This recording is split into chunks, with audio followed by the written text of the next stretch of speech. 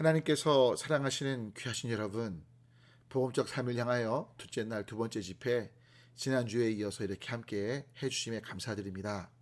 다시 함께 기도 올리겠습니다.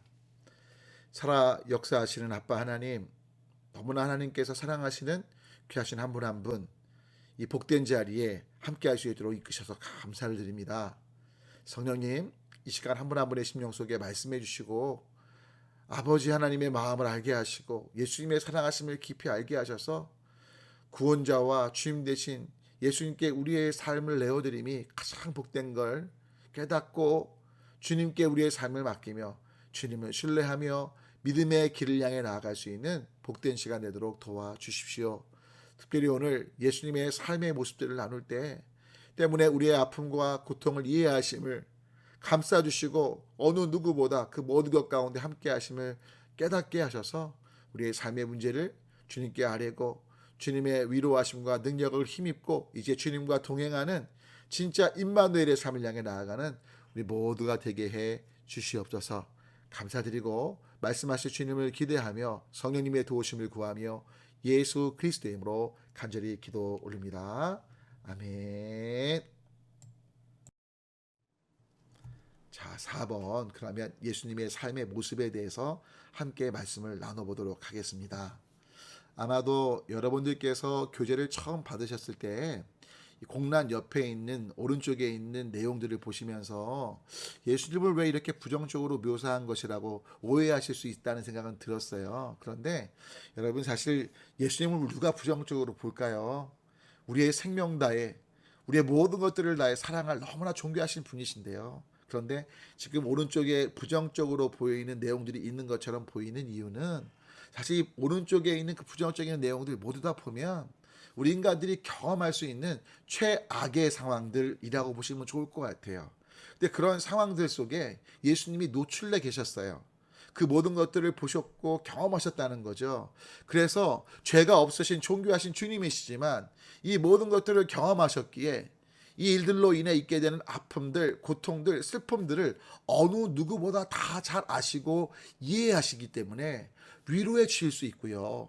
전능하신 하나님의 아들 되시기에 능력과 힘이 되실 수 있다는 걸 말씀 올리기 위함이에요. 자, 그러면 하나씩 한번 예수님의 삶의 모습을 좀 살펴보도록 할게요. 먼저 첫 번째 족보인데요. 여러분, 실은 메시아시거든요. 아시겠지만 유대인들에게 있어 메시아는요, 정통 유대인이어야 돼요. 그리고 메시아 시기에 그 족보가 완전해야 돼요. 예를 들면 여러분, 대통령 나오시는 분이 대통령 후보로 나오면서 만약에 이 씨라고 치고요, 자기 족보 중에 조상 중에 나라를 팔으셨던 걸로 알려진 이완용 씨가 있다고 칠게요. 그러면 이 부분을 숨기실까요? 숨기지 않으실까요? 여러분, 실은 가령 옛날에 오해하지 마십시오. 폄훼하는 건 절대 아니에요. 그런데 제가 황씨라고 치고요, 그 황씨로 제가 대통령에 나오는데 그 족보 중에 기색으로 유명하셨던 그 황진이님이 계셨다고 칠게요. 그럼 여러분, 제가 가령 그런 족보를 감추려고 할까요? 아니면 드러낼까요?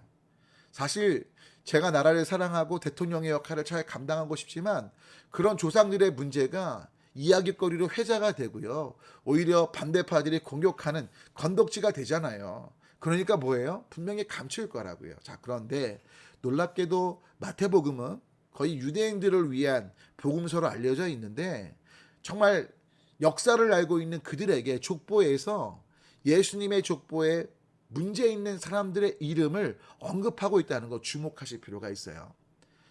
이 당시엔 여성분들께 송구하지만 거의 사람 취급하지 않았죠. 그래서 숫자를 셀 때도 인원에 들어가지 않았던 걸 알고 계실 거예요. 그런데 놀라운 건 족보에 예수님의 어떤 조상들 중에 여성들의 이름이 언급되고 있는 것들을 봐요. 그 중에 한 분이 바로 다말이란 분이에요. 여러분, 마태복음 1장 1절부터 쭉 보시면 이제 예수 그리스도의 세계에 대해서 이제 아브라함부터 족보가 쭉 이어지잖아요. 그래서 중간중간 보시면 여성들의 이름이 나오는데 바로 다말이 나오는데, 다말은 누구냐? 유다의 며느리예요. 그러니까 여러분, 실은 시아버지와 며느리가 결혼해서 아이를 낳게 됐다? 이게 얼마나 부도덕하고 무경우예요. 상상할 수 없는 거죠. 그뿐인가요? 라합이라는 사람이 나와요. 여리고성에서. 그리고 어떻게 보면 라합도 유대인이 아니에요. 여리고성 사람이거든요. 이방 사람이고 어떻게 보면 정말 좀 부끄러울 수 있는 일이 맞잖아요. 게다가 여러분 보면 아시는 것처럼 룻이라는 여인이 나와요. 룻. 역시 이방 여인이에요. 보아스라는 사람과 이제 결혼하게 되잖아요. 근데 메시아는요 정통 유대 여인이어야 되는데 룻이란 이방 여인의 이름이 나온다니까요. 그뿐인가요? 여러분 저는 이 족보를 읽을 때 한 가지 이해되지 않았던 게 있었어요. 뭐냐면 다윗이 우리아의 아내에게서 전 이게 이해가 안 가더라고요. 아니 다윗이 자신의 아내에서 아이를 얻어야지 왜 우리아의 아내 누구죠? 바세바거든요.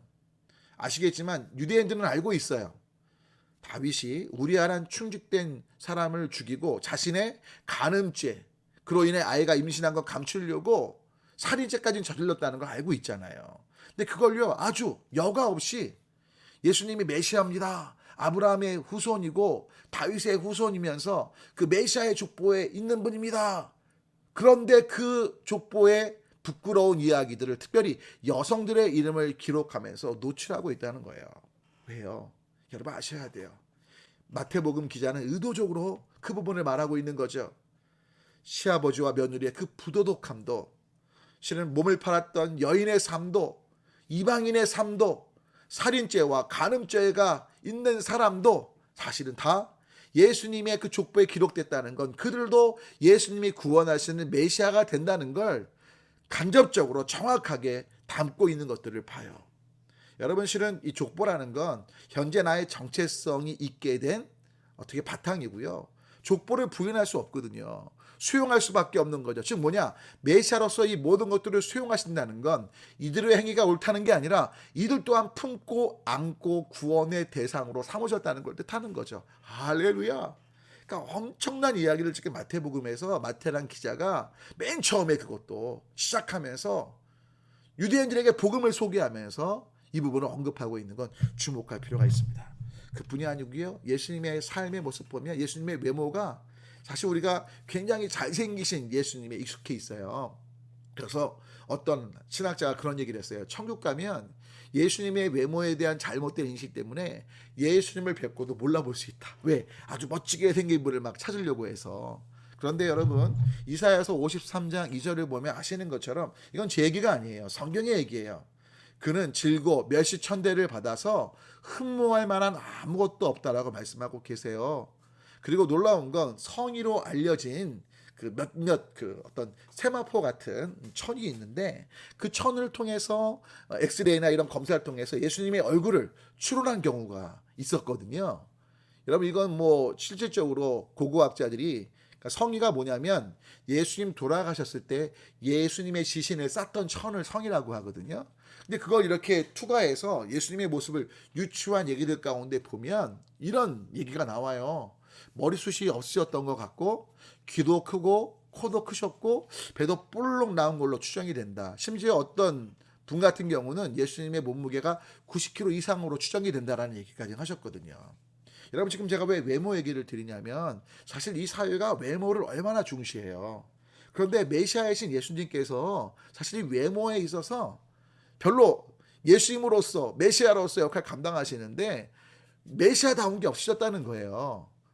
우리가 보통 막 열렬히 환영하고 좋아하는 사람들을 보면 무언가 툭칠 나잖아요. 여러분 특별히 이 말이 정말 일리가 있는 게 예수님을 어린아이들이 참 좋아했어요. 근데 여러분 어린아이들이 잘생긴 사람하고 잘 이렇게 친해질 것 같으세요? 아니면 좀 덜하고 좀 수더분한 사람하고?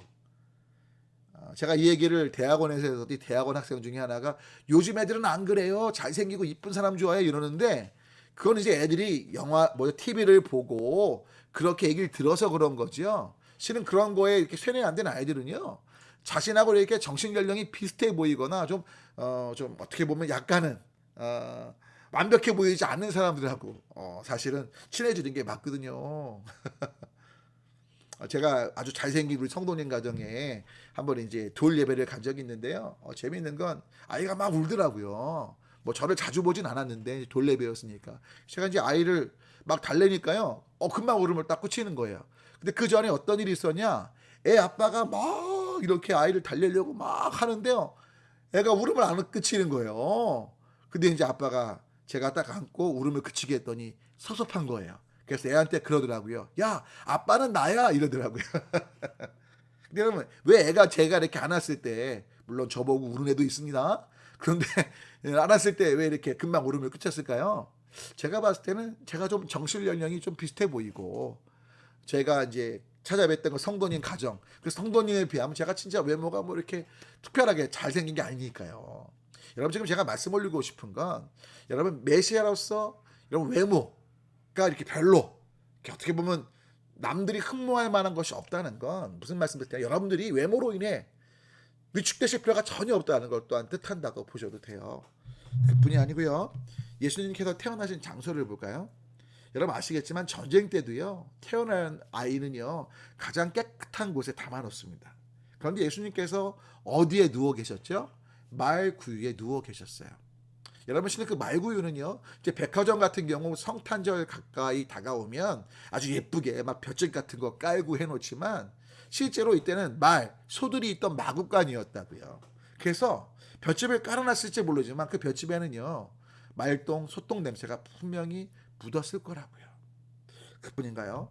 예수님의 출생 또 놀림당한 호칭을 한번 생각해 보자고요.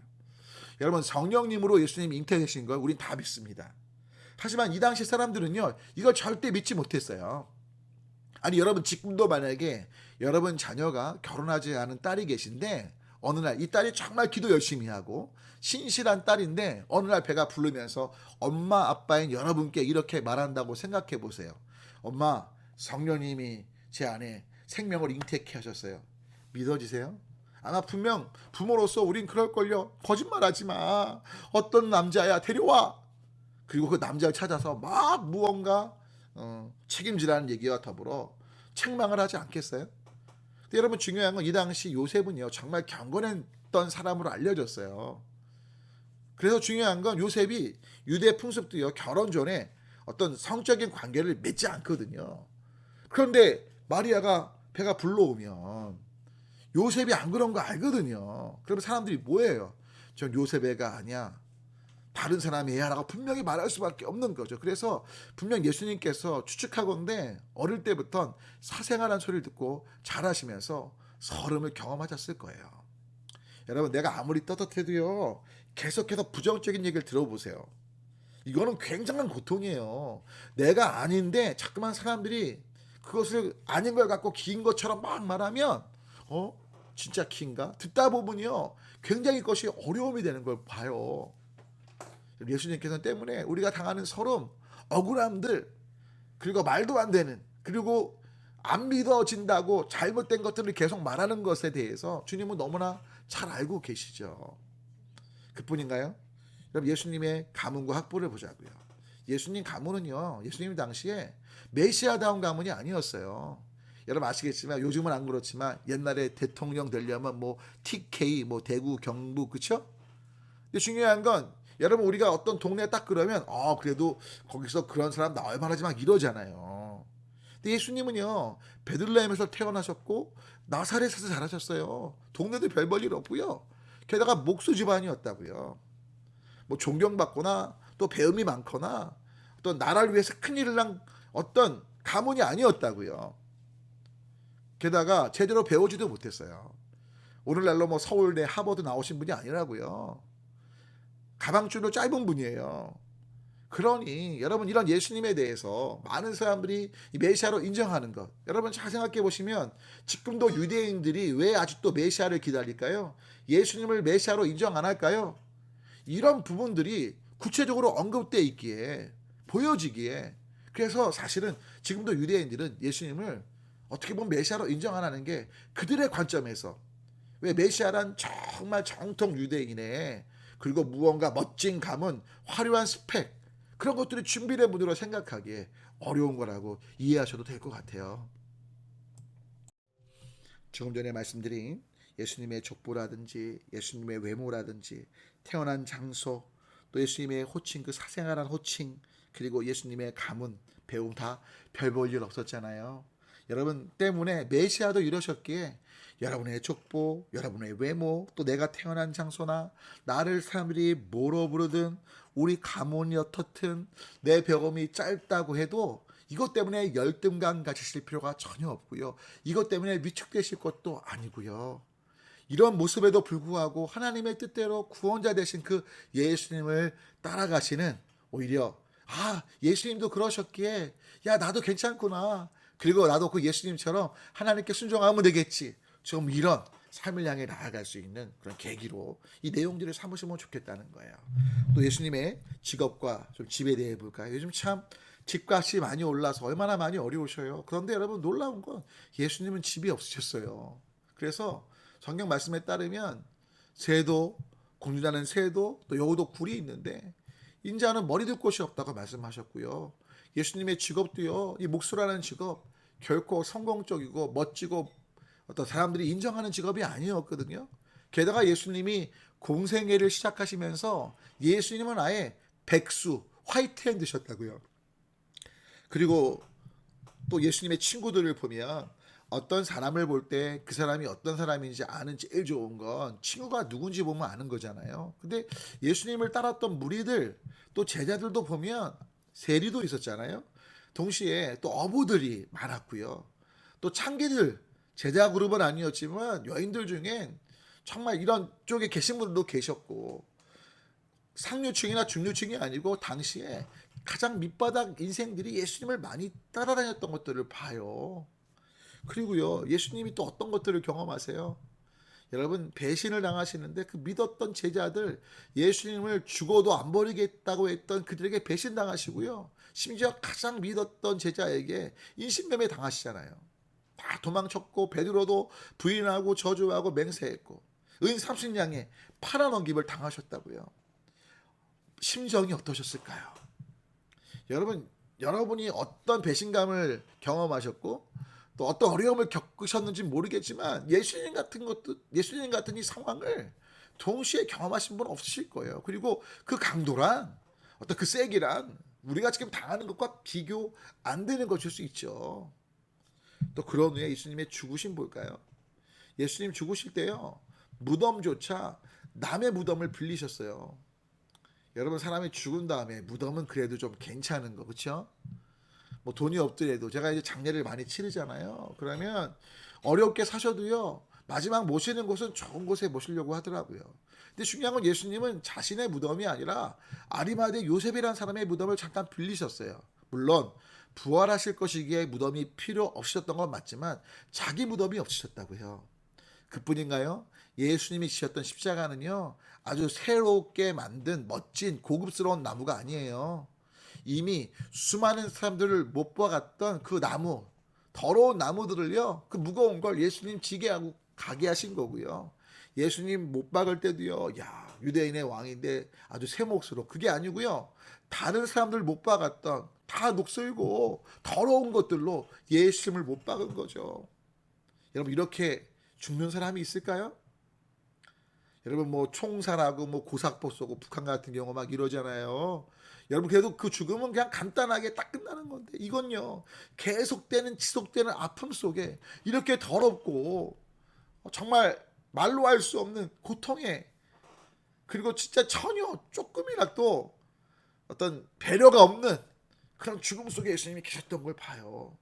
또 예수님이 죽으러 가실 그때 과정을 보면 엄청난 고난과 모욕 속에 계셨던 것들을 보죠. 예수님이 맞으신 그 채찍은요, 갈고리가 달려갔고요, 이렇게 한번 딱 이렇게 살에 이렇게 찍히면, 그러니까 살에 맞으면 찍혀요. 그래서 살점이 그 채찍을 당기면 같이 뜯겨져 나오는 거죠. 여러분, 고통을 아시겠습니까? 요세푸스라는 역사학자가 40회로 이제 예수님이 채찍을 맞으셨다 기록하는데요. 요세푸스는요, 예수님 사후 훨씬 후대 사람이에요. 그러니까 요세푸스가 40회라고 기록한 건 40은 고난의 숫자를 뜻하고요, 수도 없이 엄청나게 고난의 채찍을 맞으셨다는 걸 뜻하죠. 그런 가운데 못 박히셨어요. 여러분, 바늘 조금만 찔려도 얼마나 아파요? 근데 손과 발이 못 박히셨어요.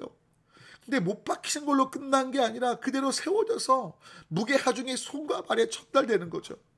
아까 말씀 올렸지만 만약에 90kg라고 치면 90kg의 하조 속에 몸이 계속해서 중력의 밑으로 당겨지면서 찢겨나가는 고통이 있는 거예요. 그뿐인가요? 가시관을 쓰셨어요. 머리에 가시관이 박히신 거예요. 그리고 침배침도 당하시고 온갖 모욕과 비웃음을 당하신 거죠. 여러분 침배침 당해보셨어요? 모욕 당해보셨어요? 여러분 이거 진짜 엄청나요. 엄청나. 근데 엄청난 이 모든 것 하나만 해도 정말 속상하고 견디기 힘든데 이 모든 것들이 그냥 단순간에 아주 계속해서 복합적으로 계속해서 지속되는데, 그리고 가장 큰 예수님이 겪으셨던 아픔은 바로 하나님으로부터 버림받으셨다는 감정이었어요. 여러분 실은 이 감정은요 먼저 예수님께서 이 땅에 오실 때부터 아마도 있었는지 몰라요. 근데 이 땅에 오신 이후에 예수님이 기도하시면서 하나님과 교제하셨기에 사실은 이 부분은 그렇게 크지 않으셨을 것 같다는 생각도 들어요. 무슨 말씀이냐고요? 여러분 자제분들이 있으신 분들, 특별히 아드님이 있으신 분들 군대 갈 때 여러분 어떠실 것 같아요? TV를 보면 군대 가는 아들 보면서 막 우시잖아요. 왜 그렇죠? 20년 동안 부모님과 같이 살았는데 20년쯤 산 그 아들이 죽으러 가는 거 아니에요. 단지 약간 힘든 훈련 받고 격리된 생활하는 거잖아요. 그런데 그게 너무 서러운 거죠. 여러분 성경을 보면 하나님과 예수님 성령님은요 영원 전부터 영원까지 한 번도 분리된 적이 없으신 삼위일체, 말 그대로 한 몸이세요. 그런데 한 번도 분리된 적이 없는 그 예수님께서 이 땅에 인간의 몸을 입고 오셨을 때 육신 철저히 인간으로 오신 거거든요. 하나님성을 버리고 오신 거거든요. 그것도 엄청난 사건인데 그 상황에 물론 기도로 만나셨지만 중요한 건 뭐예요? 이제 죄 없으신 인간으로 인간의 모든 죄를 짊어지시고 십자가에 달려 돌아가실 때 하나님이 전혀 어떤 도움도 주실 수 없는 거예요. 왜? 그래야지만 죄에 대한 형벌을 짊어지신 게 되니까요. 만약에 하나님께서 개입하시면 그건 너무나 쉬운 일이 돼요. 고통도 사라지시겠죠. 근데 그러면 죄에 대한 형벌이 제대로 집행되지 않았기에 하나님의 공의가 이루어질 수 없고 죄의 사신 사망 권세가 멸해지고 원수 사탄의 그 모든 견고한 진들이 멸해질 수 없는 것이죠. 왜? 사탄이 볼 때 하나님 이건 아닙니다. 공의롭지 못합니다. 하나님의 성품이 공의시기에 그 사탄의 말에 어떤 변론도 못 하시는 거예요. 때문에 철저히 하나님께서는 침묵하셨고 예수님께서 십자가에서 고통 속에 부르실 때 그래서 예수님이 말씀하시잖아요. 나의 하나님 어찌하여 나를 버리셨나이까. 여러분 이건요 예수님 거짓말하는 분 아니고요 진짜 하나님으로부터 완전한 분리 버림받는 그 고통 속에 계셨던 거예요. 왜요? 죄 없으신 그 예수님이 하나님이신 그 분이 저와 여러분을 구원하시려고요. 우리를 살리시려고요. 여러분 때문에 지금까지 말씀 올린 예수님의 삶, 이것은 불경공하거나 불경외스러운 게 아니에요.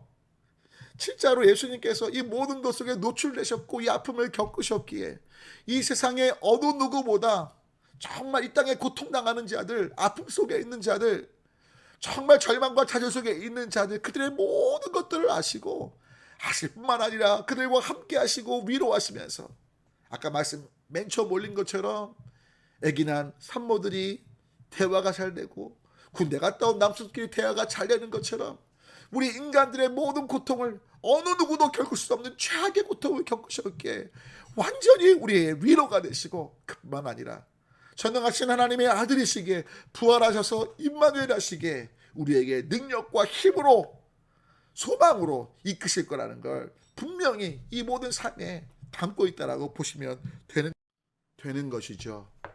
그래서 히브리서 4장 15절부터 16절은 이렇게 말씀하고 있어요. 우리에게 있는 대제사장은 우리의 연약함을 동정하지 못하실 리가 아니요 모든 일에 우리와 똑같이 시험을 받으신 이로되 죄는 없으시니라. 그러므로 우리는 긍휼하심을 받고 때를 따라 돕는 은혜를 얻기 위하여 은혜의 보좌 앞에 담대히 나아갈 것이니라. 할렐루야. 특별히 15절 보십시오.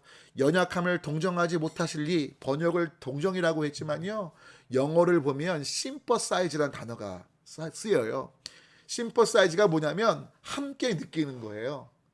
여러분이 상담학에서 엠퍼티라는 게 있어요. 엠퍼티는 뭐냐면 감정이 없는데 상담할 때 상담 받는 사람이 막 슬퍼해, 힘들어해. 그러면 억지로 상담자가 그 힘들어하는 사람처럼 막 힘들고 어려워하는 마음을 막 만드는 거예요. 임의로.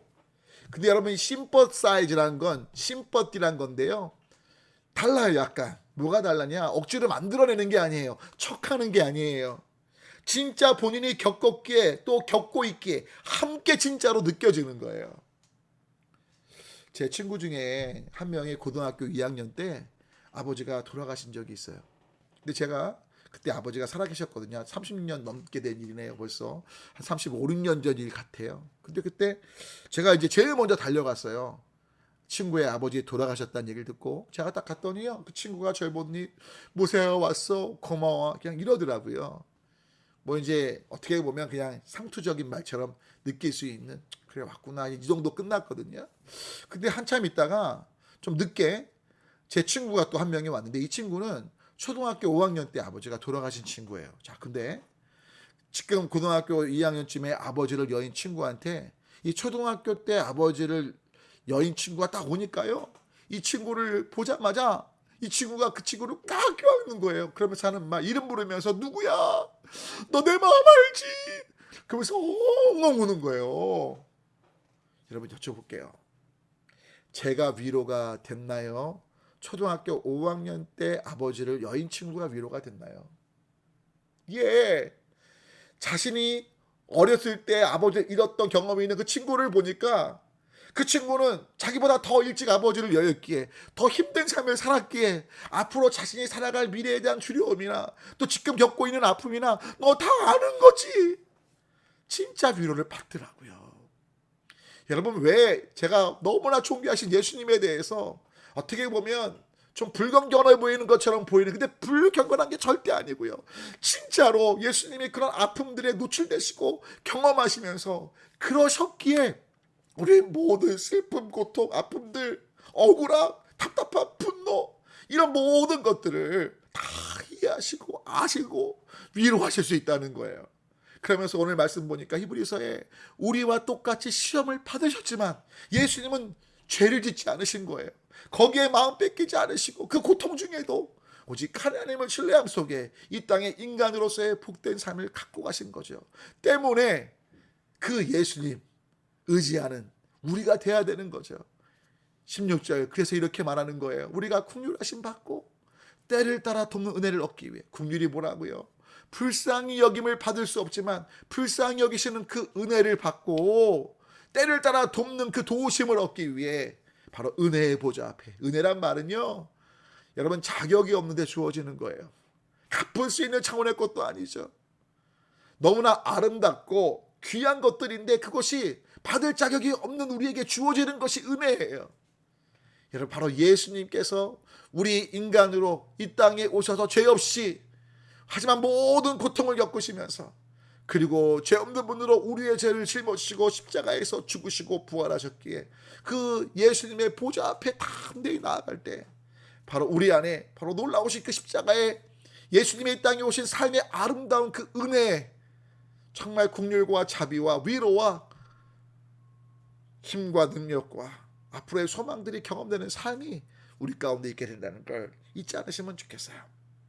특별히 제가 예수님께서 이 땅에 오셨을 때 이 당시 로마 황제가 거의 신처럼 대접받던 상황이었거든요. 신으로 믿었던 때예요. 그래서 저는 하나님께 이런 기도를 한 적이 있어요. 하나님, 예수님께서 가장 낮고 천한 자가 아니라 황제의 와두를 봤으면 그 당시 거의 로마가 대로마 제국에서 세상을 다스렸고 모든 길이 로마로 통했기에 더 많은 사람들이 예수님을 믿지 않았을까 하는 생각도 했어요.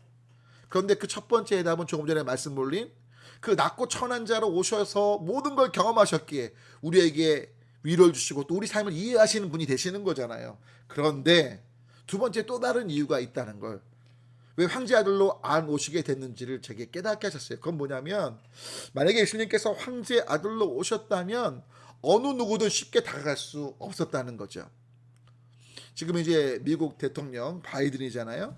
예를 들어 바이든 대통령의 아들이든 딸이든 계신지 모르겠지만 우리나라에 왔다고 칠게요.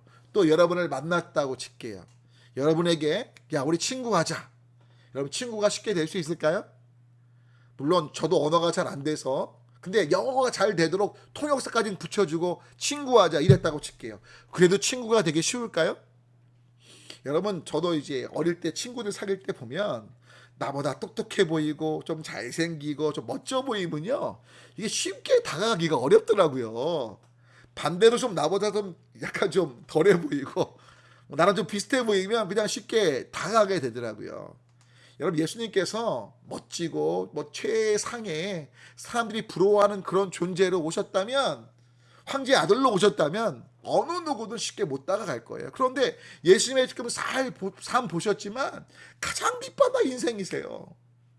때문에 어느 누구든 가난하든 부자든 지위가 높고 낮든 상관없이 예수님께 다가갈 수 있는 것들을 봐요. 여러분 때문에 이제 중요한 건 우리에게 할 일은 바로 이 사랑의 주님 우리의 모든 것들을 아시고 감찰하시고 우리를 구원하러 오신 그 사랑의 주님 예수님 앞에 나와 회개하면서 주님이 주시는 풍성한 은혜를 누리는 삶을 향해 나아가야 되는 거예요. 여러분 요한복음 10장 10절은 이렇게 말합니다. 도둑이 오는 것은 도둑질하고 죽이고 멸망시키려는 것뿐이요 내가 온 것은 양으로 생명을 얻게 하고 더 풍성히 얻게 하려는 것이라. 여러분 원수 사탄은요 계속해서 죽게 우리를 공격합니다. 왜? 자신은 이미 영원한 사망 심판에서 벗어날 길이 없어요. 예수님께서는 하나님의 형상을 따라 창조하신 빚으신 그 코의 생계를 부르신 우리 인간들을 위해 오신 건 맞지만 원수 사탄은요 그런 부분이 자신에게 적용되지 않는다고 알죠. 때문에 뭐예요? 이제 자기가 어차피 멸망당할 거 혼자만 아니라 하나님께 대적하고 하나님께 반항하기 위해서 가장 자기가 할 수 있는 최선의 길을 택한 거예요. 그건 뭐예요? 하나님이 사랑하시는 저 인간들을 내가 나와 함께 지옥에 끌게 하면 바로 그 부분이 하나님께 고통이 되니까 이것이야말로 내가 할 수 있는 하나님을 향한 최고의 대적이다. 그래서 계속해서요 마지막 예수님 다시 오셔서 심판하실 그날까지는요 우리 인간들을 현혹하고 계속해서 죄악된 길로 가려고 이끌 거예요. 그리고 우리를 도둑질해서 멸망 가운데 있게 하려고 하는 거죠. 그런데 예수님께서 양으로 생명을 얻게 하고 더 풍성히 얻게 하려고 자신의 생명을 주러 이곳에 오신 거예요. 여러분 때문에 바로 이 예수님 앞에 회개하며 나아가야 돼요. 여러분 실은 그래서 회개가 중요한 거예요. 회개가 없이 나의 잘못을 인정하고 그 잘못된 삶에서 성령님의 도우심을 힘입어 돌이키는 삶을 향해 나아가는 것 없인 풍성한 은혜와 쉼을 누릴 수 없어요. 그게 하나님의 법칙이에요. 쉽게 설명드릴게요. 여러분 실은 이제 제가 그냥 제 얘기라고 예를 두고 설명드릴게요. 실은 제가 굉장히 가난하게 사는데 제 친구는 엄청난 부자예요. 몇천억 부자예요. 자 그런데 실은 저희 아버지하고 어머니가 갑자기 아파지신 거예요. 그래서 응급실을 가서 큰 수술을 받게 되셨어요. 저는 돈이 없는 가난한 사람이지만 제 친구가 몇천억 부자니까 제가 그 친구한테 도움을 얻으려고 그 친구 집에 간 거죠. 그래서 친구한테 돈을 빌려서 부모님 수술을 하려고요. 근데 집에 갔더니요 그 친구가 없는 거예요. 거기 일하시는 분들한테 여쭤봐도 얼른 어디 갔는지 모른대요. 야 급한데 돈은 필요하고 그래서 돌아오려고 하는데 그 친구 책상 위에 너무나 비싸 보이는 시계가 딱 있는 거예요. 그 시계를 팔면 한 뭐 몇천만 원 얻을 수 있는 막 다이아몬드가 바뀌고 몇 억대 시계인 거죠. 그걸 딱 보는 순간 제 안에 이런 마음이 든 거예요. 야, 이 시계를 전당포에 맡기고 만약에 내가 돈을 빌린다면 야 우리 엄마 아빠 수술비를 얻을 수 있을 텐데 그래서요 제가 어머니 아버지 수술비를 위해서 그 시계를 몰래 훔친 거예요. 그리고 전당포에 맡기고 엄마 아빠 어머니 아버지의 수술비를 이제 제가 사용한 거죠. 자 그런 후에 이제 그렇게 있었는데 친구가 출타했다가 돌아왔죠. 딱 와서 자기 책상을 봤는데 자신이 아끼는 뭐가 없어졌어요? 그 몇 억짜리 시계가 없어진 걸 봐요. 야 이게 누가 가져갔지? 내가 잘 둔 것 같은데. 그래서 결국 뭘 틀어봐요? CCTV 부잣집에 있잖아요. 딱 틀어봤는데 모세가 왔다 갔는데 모세가 시계를 가져간 걸 딱 본 거예요. 친구가 이렇게 생각하죠. 야 모세가 참 착한 친구인데 여러분 죄송해요. 왜 저 시계를 훔쳐갔을까? 그리고 사람을 통해서 모세가 왜 시계를 훔쳐갔는지 알아본 거예요. 저를 불러서 체달하기보다 알아봤더니 부모님이 너무 위중하셔서 수술비 때문에 아버지 어머니를 위해 전당포에 맡기고 그 돈으로 수술비 낸 거를 이제 보게 돼요. 이 친구가 이전부터 참 모세가 착하게 살고 부모님께 효도를 잘해서 도와줄 마음이 있었는데 친구가 자책을 하죠. 나는 저 시계 없어도 괜찮은데 친구가 내 시계를 가져갈 정도까지는 어려운 상황에 내가 친구라고 말하는데 뭘 도와줬단 말인가. 그래서 이미 이 친구 마음속엔 저에 대해서 또 책임을 물을 마음이 추호도 없는 거예요. 그리고 어떤 마음을 가졌냐. 안 되겠다. 이번을 계기로 그 시계 없어도 되니까 필요 없고 친한 친구 그 모세를 위해 내가 10억을 줘야겠다. 그래서 부모님을 잘 모시게 해야겠다. 야, 여러분 이게 얼마나 감사한 일이에요. 그래서 이 친구가 저한테 전화를 해요. 야, 모세야 만나자. 자, 여러분 여쭤볼게요. 제가 전화를 받겠어요, 안 받겠어요? 여러분 친구가 저 멀리서 와요. 제가 그 친구를 보면 일부러 저를 만나러 와요. 제가 도망갈까요? 아니면 만날까요? 여러분 전화도 안 받고요. 또 전화를 제가 받았다 할지라도 그냥 바로 끊고요. 만나자고 와도요 피해 다닐 겁니다. 자, 그런데 친구가 이제 결국 만나서 이렇게 얘기했다고 칠게요. 야, 너 자꾸만 나 피해. 야, 너 왜 자꾸만 내 전화 안 받아? 실은 내가 안다? 너 내 시계 가져갔지?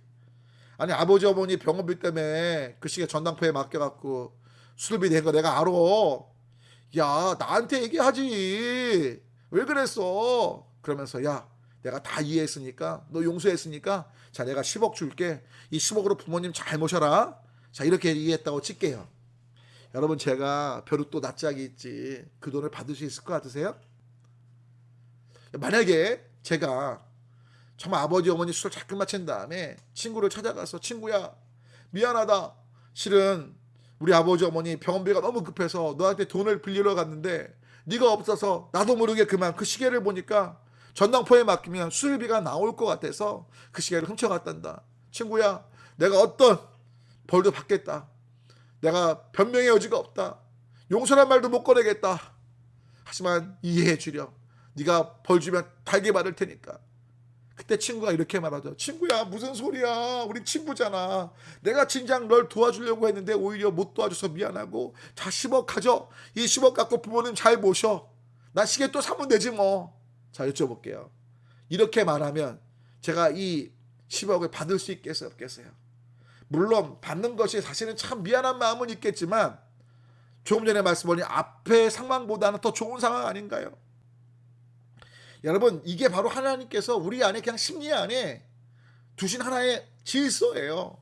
그러니까 여러분이 제가 죄를 진 다음에 이미 하나님은 십자가상에서 아들 예수님을 통해 우리의 모든 죄를 용서하셨는데 그 용서가 누려지려면 우리가 주님 앞에 나와 그 잘못을 인정하고 회개하며 주님 잘못했습니다. 그럴 때 그래 이미 난 널 용서했고 너에게 이런 놀라운 은혜를 준비했단다. 아들아 딸아 이 은혜를 누리렴 하실 때 기쁘게 누려지게 되는 거예요. 그렇지 않으면요 우리 계속해서 뭐예요? 죄책감에 비록 하나님께서 찾아오셔서 내가 널 용서했다니까 막 이렇게 말씀하셔도요 우리가 회개치 않고 내 죄를 인정치 않고 돌이키지 않으면 그 손길을 피하게 되고요 도망가게 되고요 또 알게 돼도요 어때요? 조금 전에 말씀 올린 그런 심리적인 상황 가운데 있을 수 있다는 거예요. 여러분 때문에 부탁 올립니다. 주님 앞에 나와 회개하십시오. 우리의 잘못을 인정하십시오. 풍성히 누리도록 주님 준비하신 그 은혜가 회개하는 자에게 누려지고 그 안에 진짜 쉼, 진짜 기쁨, 참된 즐거움이 있게 될 줄 믿습니다. 그래서 마태복음 11장 27절 하반절부터 30절까지 이렇게 예수님께서 말씀하십니다.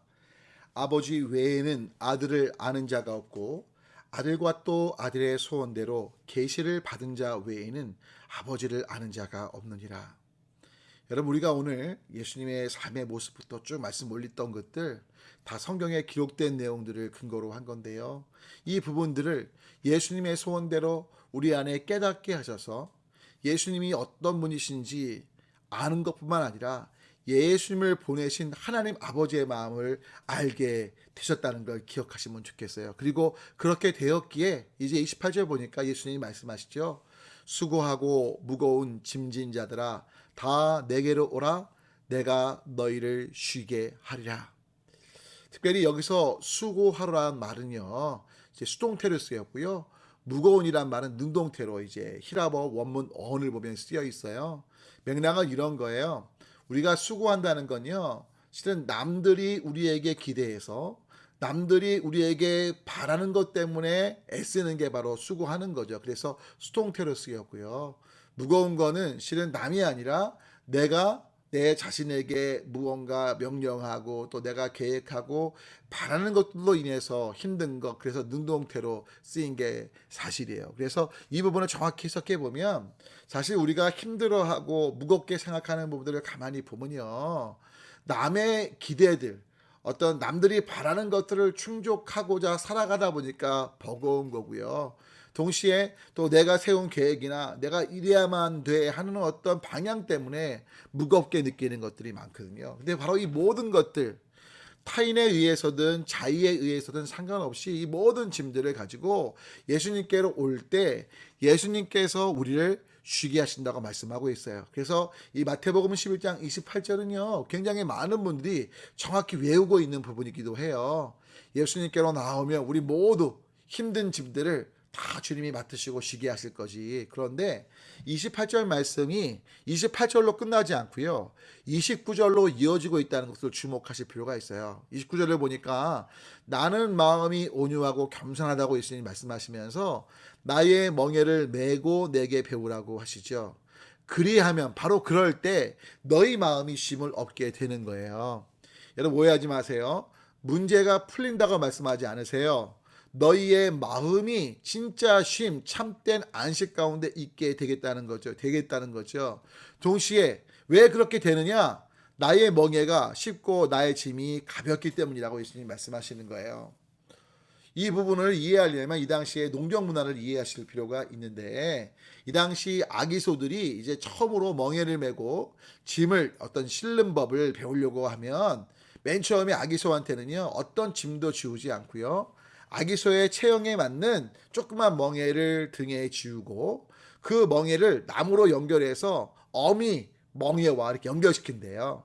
그리고 어미 멍에는요, 수많은 짐들을 싣게 하는 거죠. 그래서 어미가 짐을 지고 어딜 가든 아기소는요, 단지 어미소와 연결되었기에 어미소가 가는 곳으로 가는 것 외에는 결코 다른 일이 없는 거예요. 힘들지 않은 거죠.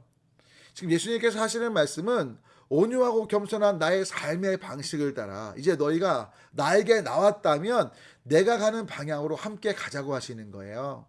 내가 너의 모든 짐들을 지고 갈 것이기에 너희는 그냥 나를 따라오게 되면 그럴 때 너희 마음에 쉼이 있게 된다는 거죠.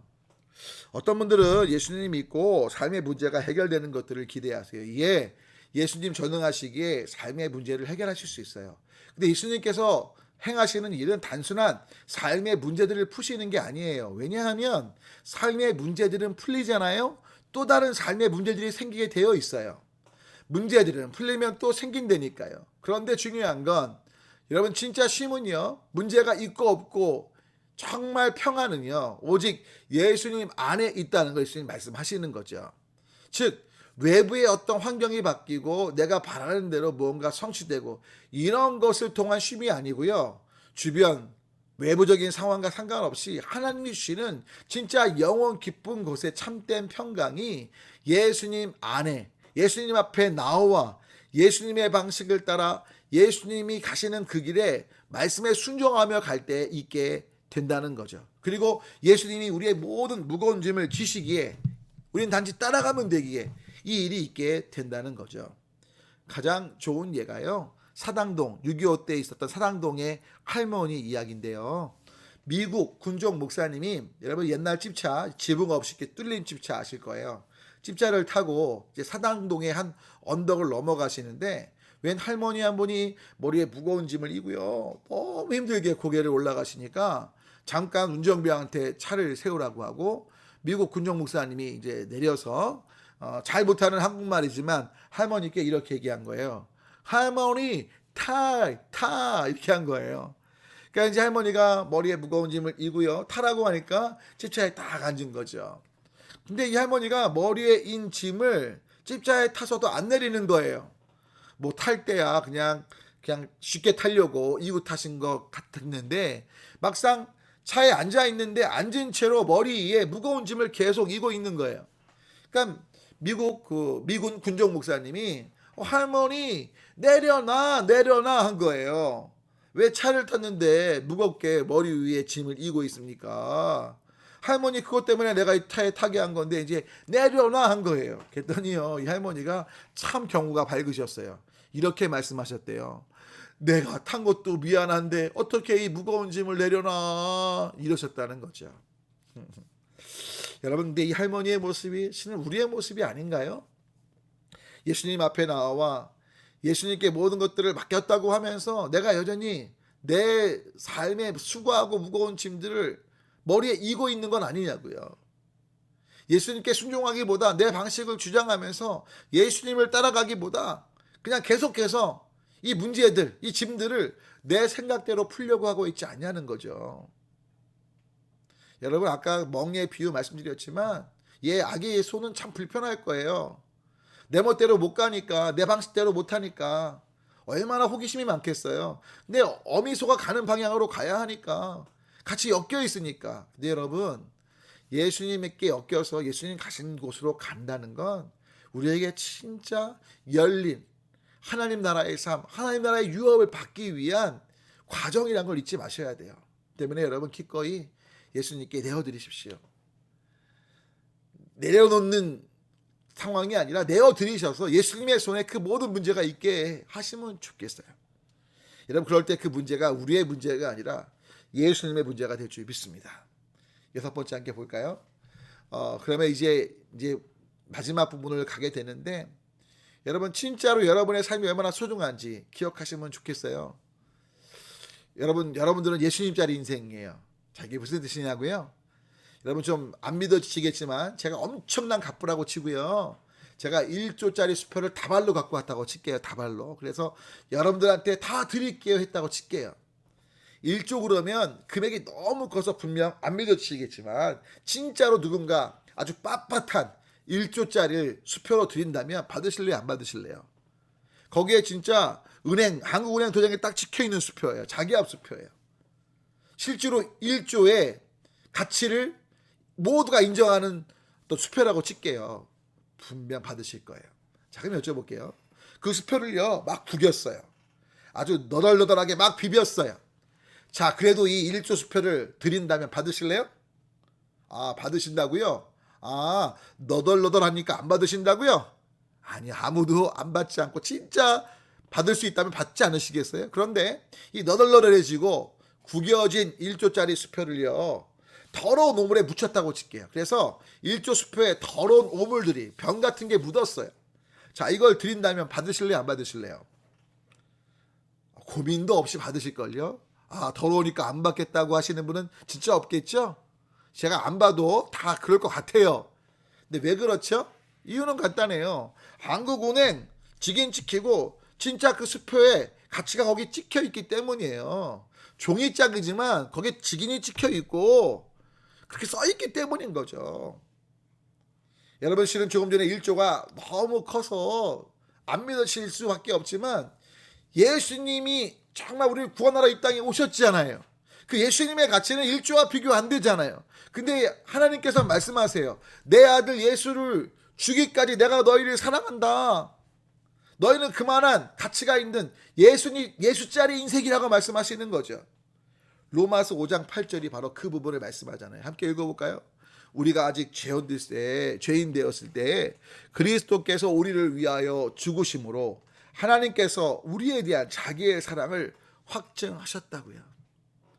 하나님께서는 우리를 향한 사랑을 예수님을 주시기까지 외아들을 희생하시면서까지 이루시려고 하신 걸 십자가에서 보이신 거라고요. 여러분 때문에 여러분들 기억하셔야 돼요. 사실 세상은 빳빳했냐, 구겨졌냐, 너덜너덜하냐, 아니면 더러운 게 묻었냐, 안 묻었냐, 이거 가지고 사람을 평가하죠. 예를 들어 좋은 대학 나왔어요. 그냥 부모님이 돈도 많고요, 가문이 빵빵해 아주 빳빳한 인생일지 모르죠. 그런데 부모님이 이혼을 했네. 좋은 대학도 못 나왔네. 외모도 별로네. 직업도 별로네. 아까 예수님의 삶처럼 친구들도 별로래. 예? 여러 가지 놀림당하고 배신당하고 게다가 더러운 것까지 묻었어요. 뭐 이혼이란 상처에 있네. 아니면 진짜 뭐 변절자라고 놀림받네. 삭개오처럼 매국노라고 아니면 사람들이 왕따 시키네. 여러분 실은 그 왕따의 고통은 예수님이 제일 잘 아세요. 왜? 아까 말씀 올렸지만 예수님은 태어나실 때부터 사생아라 놀림받았어요. 분명히 왕따 당했을 거라고요. 예수님을 형으로 동생들이 제가 봤을 때 인정을 잘 안 했던 것 같아요. 그러기에 초창기에 예수님의 동생들도요 예수님을 믿지 않았습니다. 성경에 명백히 요한복음에 언급이 되어 있거든요. 그런데 여러분 중요한 건 그런 여러 가지 상황 속에 있어도요 여러분들은 예수님을 하나님께서 주시기까지 사랑하는 너무나 귀한 예수님 짤이라고요. 여러분 바로 1조 그 금액과 은행 도장에 찍힌 이상 빳빳하든 구겨지든 더러운 게 묻었든 상관없듯이 우리 인생이 빳빳하든 구겨지든 더러운 게 묻었든 상관없이 여러분에겐 하나님께서 예수님으로 인치진 놀라운 은혜가 있다는 걸 잊지 마십시오. 때문에 여러분 한 분 한 분 너무 소중하고 정말 나를 그 귀히 보시는 나를 사랑하시는 그 예수님 앞에 너무 사랑하시기에 또 우리의 모든 것들을 알고 위로하시며 힘과 능력이 되시기에 정직히 마음의 문을 열고 하나님 앞에 나아가시자는 거죠. 아멘이시죠? 자, 그러면 이제 마지막 말씀을 나누도록 할게요. 7번 10만 원을 주고 마이크를 산 얘기를 드릴게요. 여러분 혹시 여러분들께서 만약에 마이크를 구입하시게 됐는데 그 구입하신 마이크가 10만 원을 주고 구입하신 거라고 칠게요. 그러면 여러분이 10만 원을 택하지 않고 마이크를 택하신 거잖아요.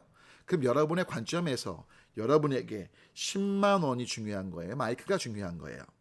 분명 여러분께 10만 원보다 마이크가 중요한 게 맞겠죠? 놀라운 건 이것을 복음에 접목시키면 이런 내용이 성립이 가능하겠죠. 하나님께서 하나밖에 없는 아들 예수님을 주시고 우리를 사셨다가 바로 복음이거든요. 그러면 그 복음 안에는 하나님께서 예수님만큼 우리를 귀히 보시고 예수님보다 우리를 귀히 보심을 뜻하고 있는 거죠. 즉 마이크가 10만 원한 가치가 있기에 10만 원 주고 사신 거잖아요. 그러면 하나님께서 우리를 예수님을 주고 사셨다는 건 우리 안에서 예수님의 가치를 보신 거예요.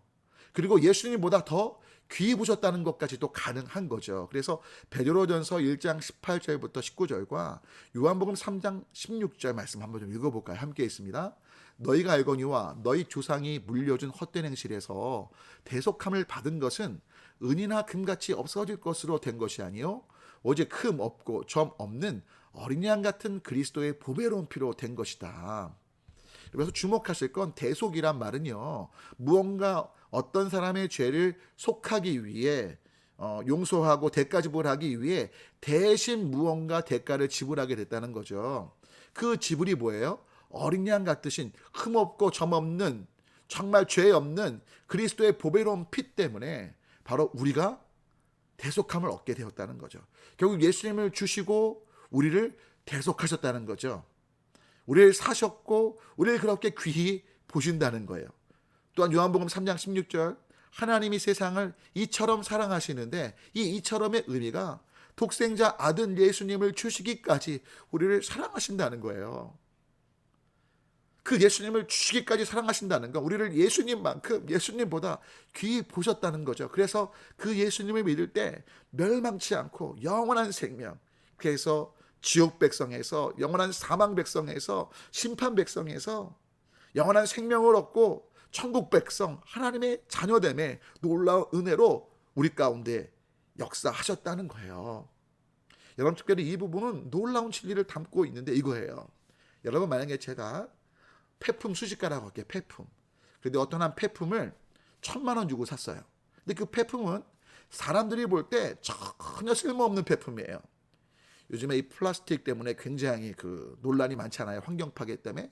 근데 정말 쓸모없는 그 것들, 환경만 파괴하는 것들을 제가 1,000만 원 주고 샀다고 칠게요. 자, 그런데 제가 왜 샀냐?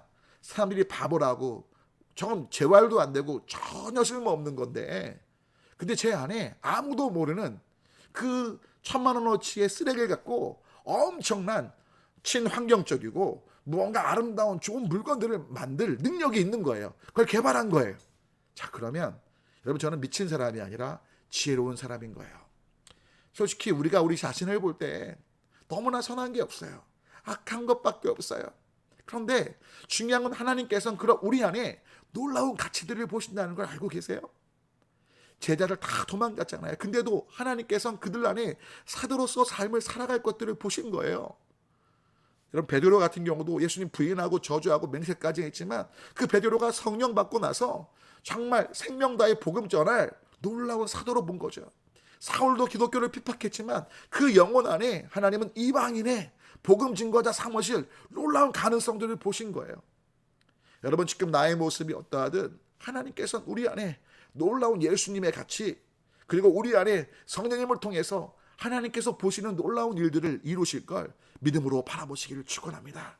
그리고 바로 이 일을 위해 우리가 할 일은 이제 그 가장 낮고 천한 자, 우리를 죄로부터 구하실 뿐만 아니라 우리와 동행하시면서 부활의 삶을 향해 나아가도록 이끄시는 임마누엘 그 예수님을 정말 경험하는 삶이 되기 위해 그 예수님을 요한복음 1장 12절처럼 영접하셔야 돼요. 그 이름, 예수님의 존재 자체를 정말 내 삶에 믿고 신뢰하며 바로 그럴 때 하나님의 자녀가 되는 권세를 주시는 거예요. 우리가 그럴 때 우리 안에 이미 있게 되는 것이죠. 놀라운 건 히라보 원문을 보면 이 영접하는 자라는 단어 과거형이에요. 단순 과거예요. 지금 뭐냐면 이 뜻은 뭐냐면 영접이라고 번역되어 있지만 취하는 거예요. 그냥 받아들이는 거예요. 여러분, 복음은 우리가 무언가를 만들어내는 것이 절대 아니에요. 우리의 노력으로 획득되어지는 것이 아니에요. 하나님께서 아들 예수님을 통해서 십자가에서 이루신 그 은혜를 그냥 받아들이시면 돼요. 값없이 은혜기에 받아들이시면 돼요. 그러면서 이제 예수님을 이 믿는 자라는 게 현재형이거든요. 계속해서 믿어가는 거예요. 이 현재형에는 지속의 의미가 있어요. 즉, 내가 이제 받아들였다면 그 과거 시점부터 앞으로 계속 지금만 아니라 계속 미래를 향해서 예수님을 신뢰하는 삶을 살면서 나아갈 때 하나님의 자녀로서 이미 권세가 주어졌고 그 권세가 누려지기 시작한다는 것이죠. 여러분, 그 주님을 찬양합니다. 제가 좀 개인적인, 그래서 이 부분에 대한 간증을 좀 드릴게요. 여러분, 실은 자살 충동 느끼는 분들 계실지 모르겠는데 저도 그런 적이 없었는데 목사 안수 받고 나서 정말 자살 충동을 좀 심하게 느꼈어요. 시도까지는 아니지만 시도 직전까지는 갔고요. 목사니까 어떻게 자살을 시도해요. 직전까지 갔지만 그래도 하나님에 대한 믿음이 있으니까 자살은 죄인 걸 아니까 이렇게 기도했죠. 하나님, 날 좀 데려가시면 안 돼요. 자살이 죄인 걸 알기에 스스로 죽을 수는 없고 하나님이 저 좀 데려가시면 좋겠어요. 정말 이렇게 기도했고요. 그 기도하는 그 힘든 상황 일주일 만에요. 그때 제 몸무게가 70kg 좀 전후였는데 일주일 만에 3kg가 빠졌어요. 정말 그렇게 고민 많고 힘들 때였어요. 그런데 이제 어느 날 교육관이란 그 아버님네 교회, 아버님 목회하신 교회는 사택위에 교육관이 있었고 교육관이 온돌로 되어 있었는데요. 거기서 이제 기도하러 올라가서 기도하기보다 하나님 앞에 그냥 데모하는 거죠. 하나님, 너무 힘들어요. 데려가세요. 풀어주시든 막 이러고 하고 있는데 문제는 안 풀리고 결국 데려가 달라고 하는 찰나에 누님들 3분이 교회에 기도하러 오신 거예요. 보통 기도하러 오시면 뭐 성경 읽고 찬양하고 기도하고 막 이러시잖아요. 근데 누님들이 이 찬양을 부르는 거예요. 주 예수보다 더 귀한 것은 없네, 예수 밖에는 없네. 그런데 이 찬양을 딱 듣는 순간 갑자기 마음속에서 하나님의 음성이 들리는 거예요. 모세야, 너 저 찬양 알지? 너무 친절한 목소리였는데 제가 하나님이신 걸 직감적으로 느끼고, 하나님 몰라요. 아니, 목사가 저 찬양 모르는 사람이 어딨냐고요. 그걸 물어보세요. 말이라고. 그냥 전화 데려가세요. 정말 퉁명스럽게 제가 하나님께 말씀드렸어요. 모세야, 그거 아니? 내가 널 향해 매일같이 노래를 부른단다. 아니, 무슨 노래를 부르세요? 몰라요. 들어봐. 그러면서 하나님께서 제 안에 잔잔히 불러주시는 거예요. 내 아들 예수보다 더 귀한 것이 있다. 바로 너다. 너다. 내 아들 예수보다 더 귀한 것이 있다. 바로 너다. 너다. 때문에 내가 예수를 주고 너를 샀단다. 제가요 그냥 엉엉 울었어요. 너무나 힘들고 어려운 그 상황에 그 복음의 비밀이 예수님보다 나를 귀히 여기셔서 나를 사랑하셔서 그 아들을 주신 은혜가 얼마나 큰 건지 너무나 깊이 다가왔어요. 그래서요 자살시도 안 하고 그리고 목회 길 가면서 여러분 지금까지 왔어요. 목회하면서도요 힘들고 어려울 때가 왜 없겠어요? 억울하고 답답하고 속상할 때가 있겠죠. 없다면 거짓말이에요. 사실 많아요. 하지만 그때마다 뭐예요? 이 사건이 제게 너무나 큰 위로가 돼요. 모세야, 네가 왜 이 목회의 길을 가니? 내 아들 예수보다 내가 너를 귀히 여길 뿐만 아니라 이 노래가 너만 아니 네가 섬기는 모든 이들을 향한 나의 노래인 걸 네가 알지 않니? 때문에 그 길을 지속하게 원한다. 여러분 아셔야 돼요. 저의 간증은 단순한 저의 간증이 아니고 이 노래가 저를 향한 노래만 아니라 여러분 모두를 향한 노래이기에 제가 지금 말씀드리는 거예요. 여러분을 향해 주님 말씀하세요. 아들, 딸, 아니 힘들지, 어렵지. 근데 내가 널 향해 부르는 노래 꼭 기억해 줄래? 그리고 너가 힘들고 어려울지 몰라도 내가 생명을 다해 너희를 사랑하고 내 아들 예수를 주기까지 사랑하기에 그 어려운 중에 내가 함께하는 거 잊지 않으면 좋겠구나. 내 아들 예수보다 더 귀한 것이 있다. 바로 아들, 딸, 너다, 너다. 사랑하는 여러분, 정말 이 은혜를 받아들이시길 축원합니다. 예수님만큼 예수님보다 여러분 한 분 한 분을 귀히 여기시는 그 하나님의 사랑, 이 은혜와 사랑을 그냥 받아들이세요. 그리고 그 예수님을 신뢰하십시오. 비록 불안과 두려움, 어려움이 있을지 몰라도 기도원처럼 계속 여쭈세요. 하나님 앞에 씨름하시고 우리의 일상의 모든 것 주님께 내어드리며 주님이 죄로부터 우리를 건지셨을 뿐만 아니라 지금도 임마누엘 하시면서 히브리서 4장 16절 아까 나눈 말씀처럼 정말 우리처럼 모든 고난을 겪으셨지만 아까 족보부터 좀 말씀 올린 것처럼 가장 밑바닥 인생을 겪으셨지만 죄는 없으셨고 하지만 그 모든 고통과 아픔에 노출되셨고 그 가운데 계셨기에 우리의 모든 아픔이 뭐든지 간에 다 이해하시고 안으시며 품으시는 예수님이시기에 그 예수님의 은혜와 사랑 앞에 정말 나를 내어드리고 주님 제가 왔어요. 받아들입니다. 감사합니다.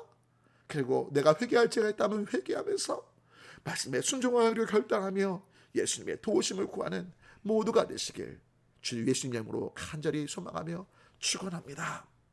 여러분 예수님이 사랑하십니다.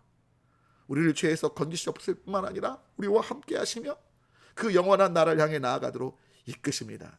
성령님을 통해 지금 우리와 함께 하십니다. 할렐루야. 기도하겠습니다.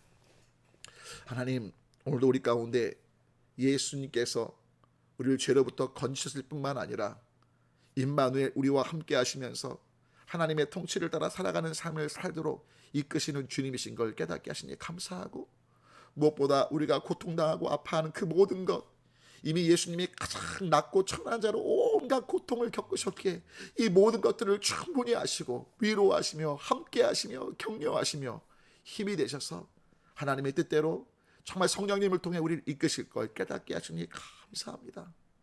그 십자가의 은혜 예수님의 사랑 안에 머무는 우리가 되게 하시고 날마다 깨어 성령님의 도우심 속에 예수님과 동행하며 하나님을 향해 나아가는 복된 복음의 삶 하나님의 통치를 따라 살아가는 우리 모두가 되게 해 주시옵소서. 특별히 우리 안에 놀라우신 주님의 은혜를 이루실 것들을 기대하며 나아갈 때 주께서 행하시는 놀라운 역사를 보도록 도와주옵소서. 예수 그리스도의 이름으로 간절히 기도 올립니다. 아멘. 여러분 이제 오늘로 이제 두 번째 날 집회 두 번째 강의가 끝마쳤는데요. 오늘은 좀 숙제를 드릴게요. 여러분 매 시간 하루에 한 아침, 점심, 저녁에 한 5분씩만 하나님께서 나를 사랑하신다 좀 외쳐보시면 안 될까요? 이게 좀 어려우시면 일주일에 단 하루만이라도 시간을 내셔서 더도 안 바래요. 딱 한 시간만 다른 말 하지 마시고 하나님께서 나를 사랑하신다. 예수님만큼 예수님보다 나를 사랑하신다. 한번 한 시간만 외쳐보시겠어요? 이 숙제를 꼭 감당해 주시고 저는 확언합니다. 입술로 이 진리를 고백할 때 하나님께서 여러분 심령 속에 이 오늘 함께 들은 메시지들을 떠올리게 하시고요. 강력하게 여러분들 안에 그 사랑의 은혜가 누려지도록 역사해 주실 걸 믿습니다. 다음 주에도 건강한 모습으로 뵙도록 하겠습니다. 주님 안에서 한 주간 승리하시며 평안하십시오. 샬롬.